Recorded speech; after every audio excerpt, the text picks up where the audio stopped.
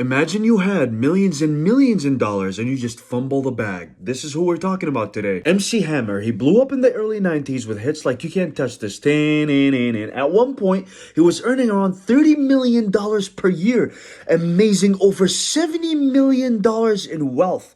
How did he fall, you might ask? Hired a massive entourage of over 200 people, paying them high salaries.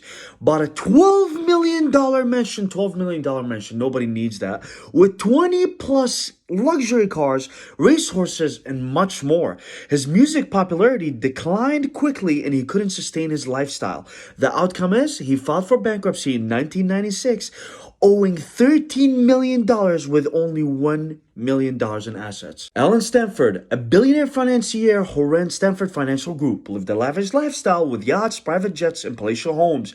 He ran a massive Ponzi scheme defrauding investors of $7 billion, promised unusually high returns via certificates of deposit from his offshore bank. It collapsed after an investigation following the 2008 financial crisis. In 2012, sentenced to 110 years in prison.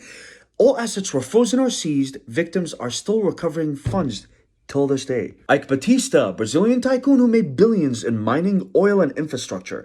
He once declared he'd become the richest man in the world with a peak net worth of $30 billion. His oil company, OGX, failed to deliver promised output, causing the stock prices to collapse. Borrowed heavily and overhyped his ventures. Investors, of course, lost their confidence. It evaporated.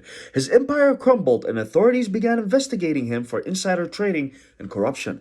Declared bankruptcy in 2013. In 2017, he was arrested and later sentenced to 30 years in prison for bribery. Mark Brunell, NFL quarterback for the Jaguars, Redskins, and others, made over $50 million during his career, known for being smart, responsible, and community-oriented. Invested in real estate and a chain of Whataburger restaurants. The 2008 financial crisis hit, and his investments went belly up. Took on personal guarantees for loans that couldn't be repaid. In 2010, filed for Chapter 11 bankruptcy, citing $24.7 million and liabilities. Elizabeth Holmes, founder and CEO of Theranos, a startup that claimed it could run hundreds of tests using just a drop of blood.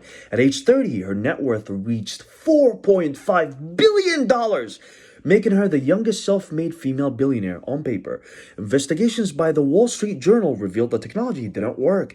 She misled investors, doctors, and patients about the capabilities of her blood testing machines, faced multiple lawsuits and criminal charges. In 2022, she was found guilty of fraud and sentenced to 11 years in prison. Her net worth was wiped to zero. Be careful. Don't be a fraud.